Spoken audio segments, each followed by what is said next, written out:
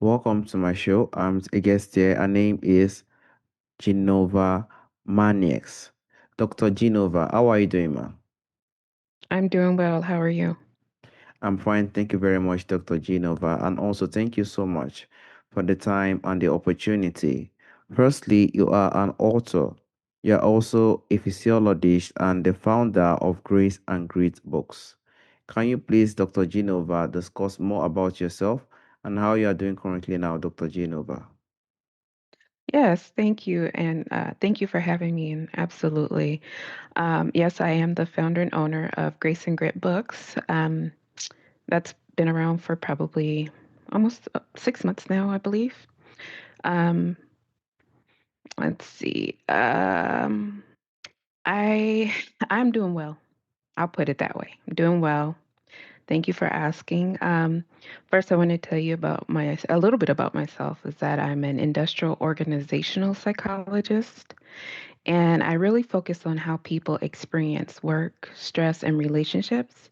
But my work is also deeply shaped by my lived experiences.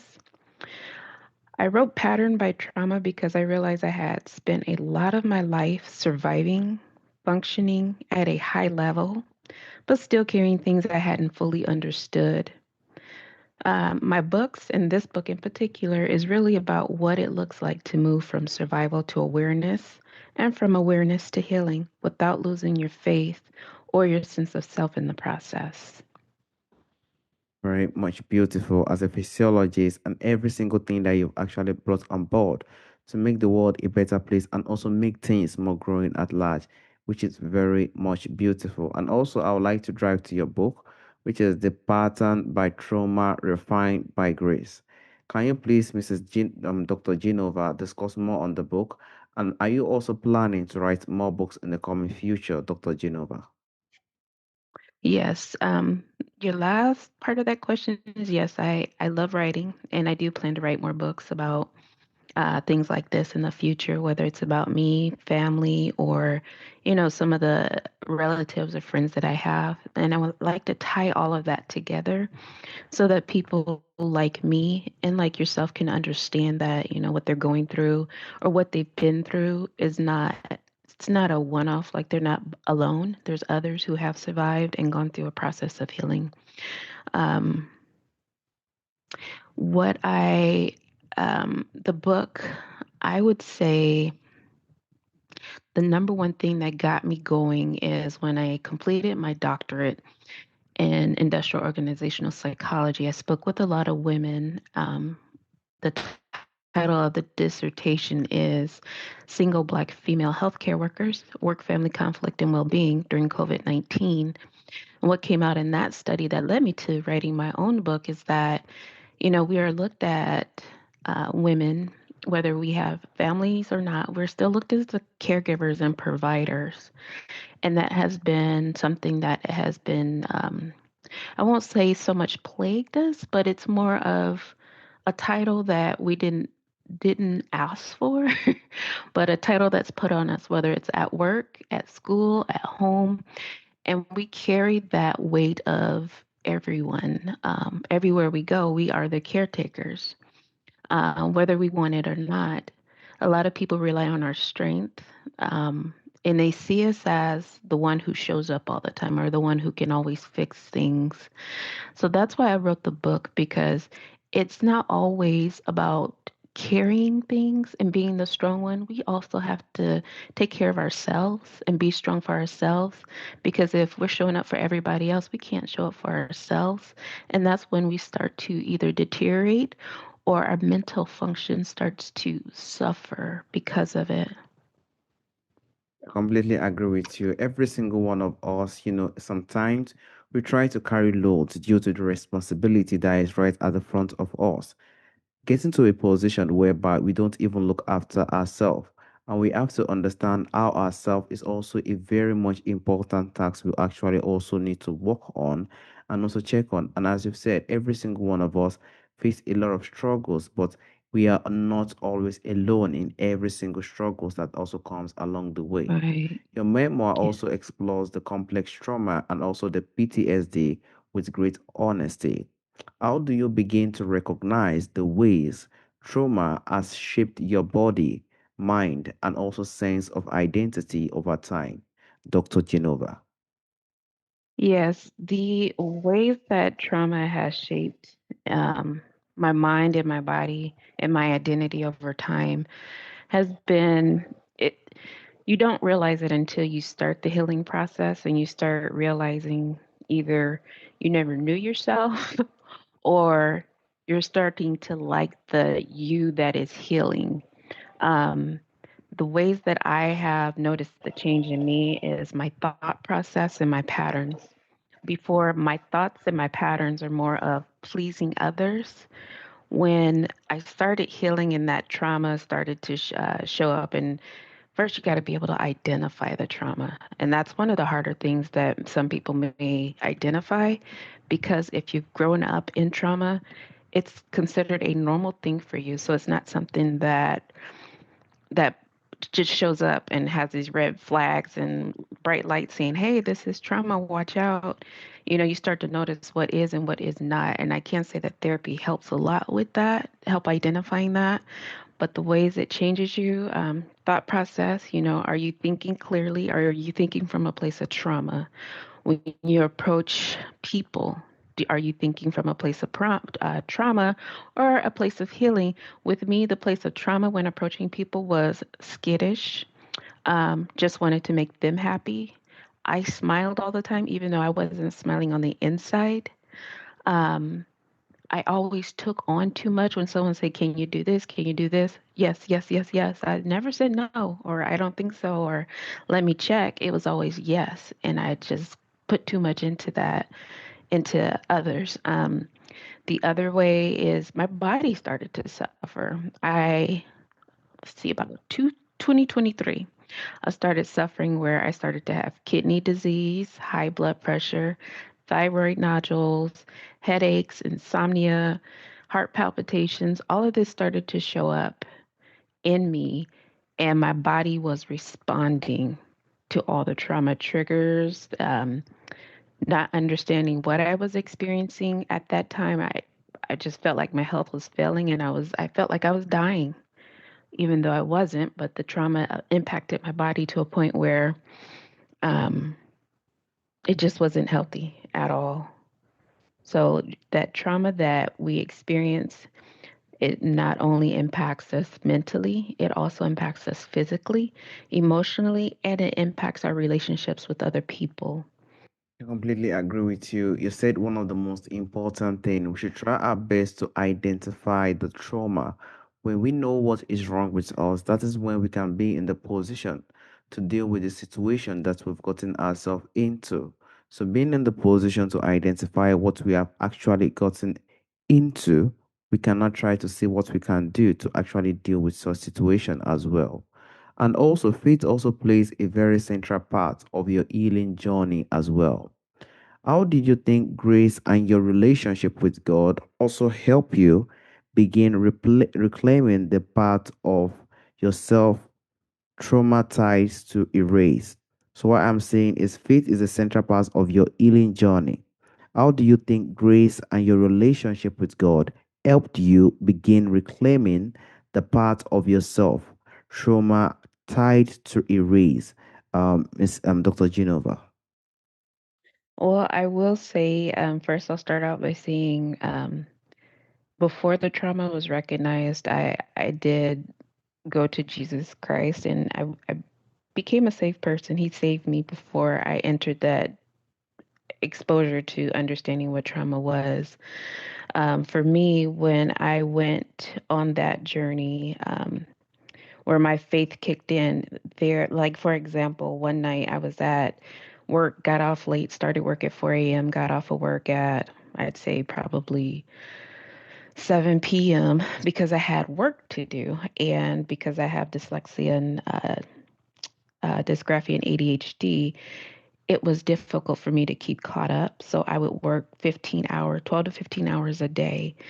And it started impacting me to a point where I would go to bed at night and start crying. And when I cried, I didn't just cry and say, "Well, it's me." I cried to God and I told Jesus I needed him and I needed help because I could not do this. I couldn't do it on my own.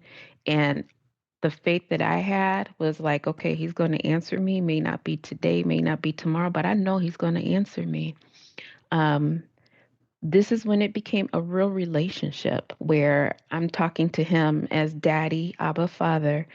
I need help. Like a daughter going to her father saying, Daddy, I need you to help me figure these problems out.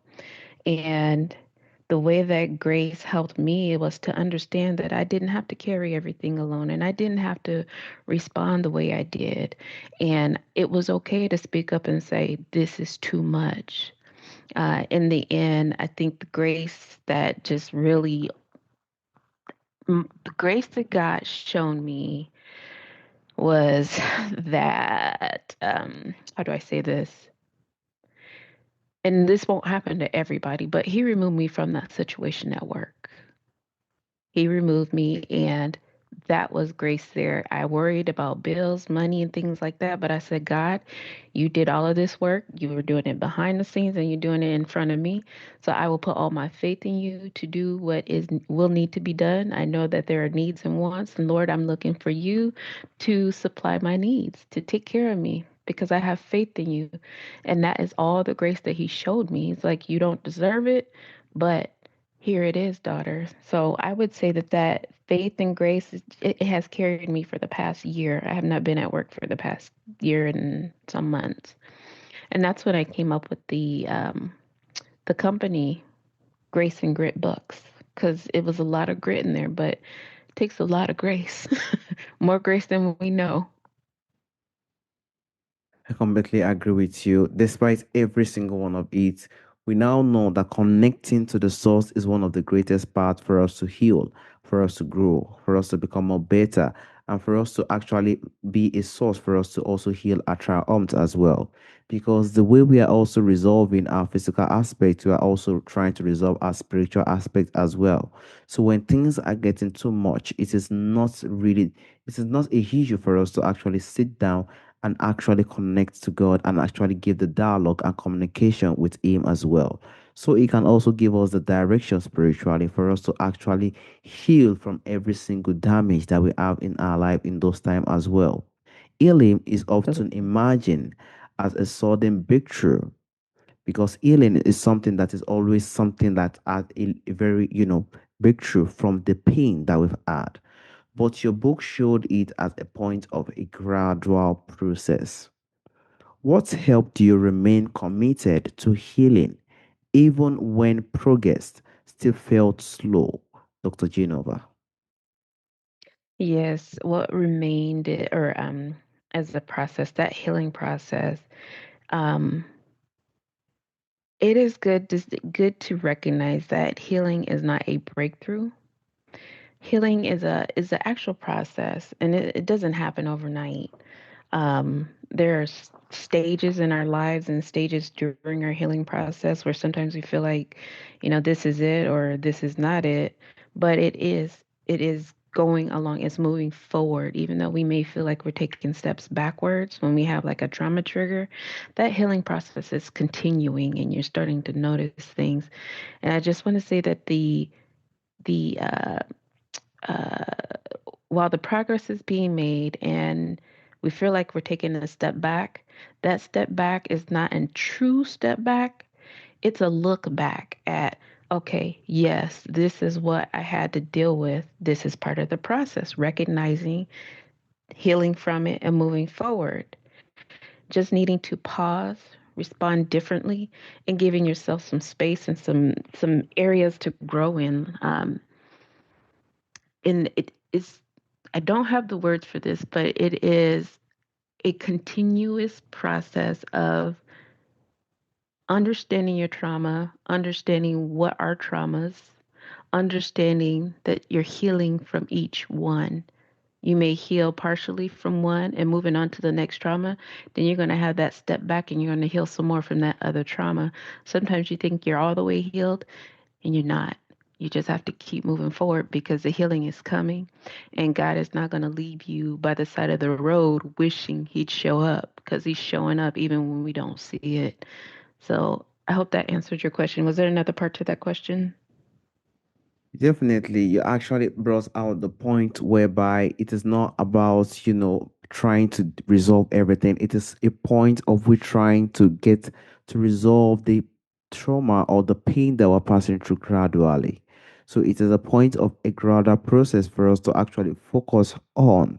Because when we do it gradually, little by little, and also bit by bit, it helps one actually heal, and you also be in the we're in the position whereby you also state commitment and also felt that healing slowly. You took your time to actually give it more time for it to heal in regards to every activities that you try to do to actually become more better as well. And also I would like to drive to the point whereby where you can begin to reclaim the identity, because as you try to be in the position where you were reclaiming your identity, how did you separate who you truly are from the pain, fear, and also patterns trauma had placed on you, Dr. Genova? Hmm. Yes, thank you for asking that question because, oof, identity was a big one. A big one. It was difficult to identify even who I was all the way up until my 40s. I realized I didn't know who I was, didn't know my identity, didn't know I had an identity. Because I always said my identity's in Christ, my identity's in this. And yeah, it was in there, but it wasn't fully in there because of the traumas, those were things that I was fighting. I separated my experiences from my identity, though. I stopped asking what's wrong with me and started asking what happened to me. Why did this happen? Because everybody wants to know who, where, when, why, and how.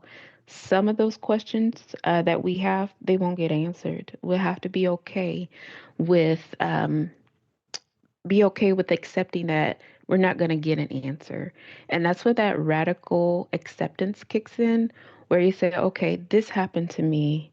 Um, I'm not sure why, but I know it happened.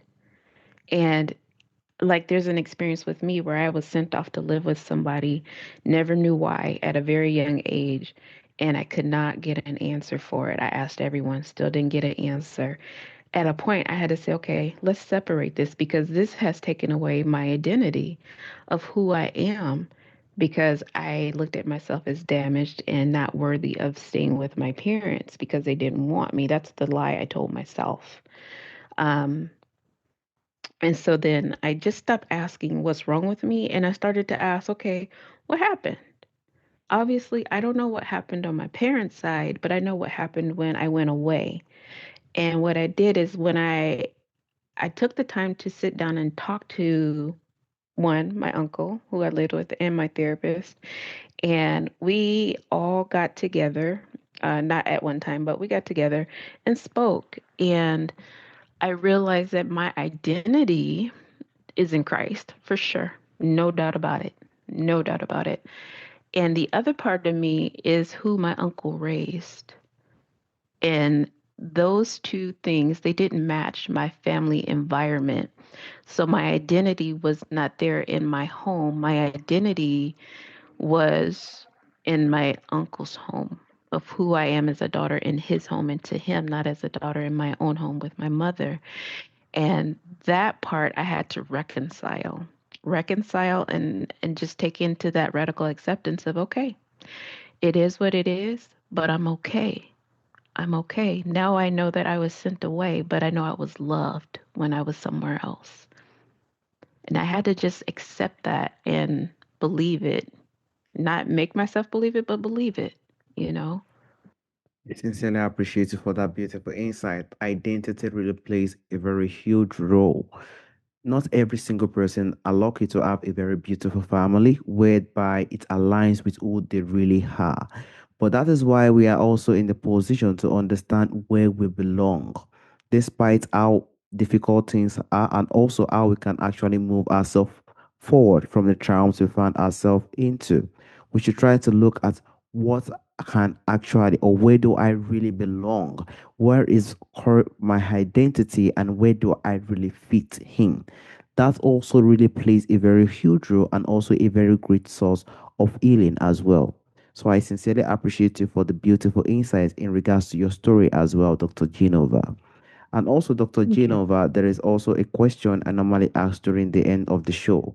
From our forefathers, from our ancestors, there are a lot of beautiful things that do exist during our forefathers' time that is missing in our time today. If there is Mhm. anyone or anything you would like to bring back to our time today, Dr. Genova, what do you think that thing will be, Dr. Genova? Fortunately, I don't know much about my ancestors. However, I do know of a story that has been told verbally, and it was an ancestor that I had in Nigeria who was kidnapped during slavery, and the family never knew what happened to him. And one day I took an ancestry test, and the I located some family from Nigeria, and they told the story to me, which I have passed down to my children and grandchildren. And the beautiful thing is that he survived. He is a survivor. I come from a line of survivors. And that ancestor, to have all their survival in them and in me, that is the one I want to bring back. You know, this person did what it took to survive. Anything could have happened, but I'm here because of them. And then, of course, Jesus Christ. I would love to see Jesus Christ come back. But, my ancestor, that he is the one. It's very much, I'm so much glad and also very much happy that the story actually ended up the person surviving the kidnapping as well. Because the life that we find ourselves, we all have story to tell. And every single thing that will happen regarding our stories creates a path for us to grow and also learn as well. And also be in the position to share our stories to people who are out there, which you've done today, Dr. Genova. And I also want to use this opportunity to thank you for the time and the opportunity for us to have this profound and insightful discussion. Thank you so much, Dr. Genova. You're welcome, and thank you so much. I appreciate you taking the time to speak with me and learn more about me, and giving me the opportunity to speak up about myself and also my book, Gracing. Sorry, that's the company, Grace and Grit, but the book, Patterned by Trauma, Refined by Grace, which is the memoir of fire, faith, and becoming. So I appreciate you, and I appreciate your family, and God bless you. God bless this equipment. God bless all the people who are partnered with you. And I just speak blessings over you, your family, and your success in the name of Jesus. All right. Thank you so much, Dr. Genova. Have a wonderful day, Dr. Genova. Bye bye. Bye.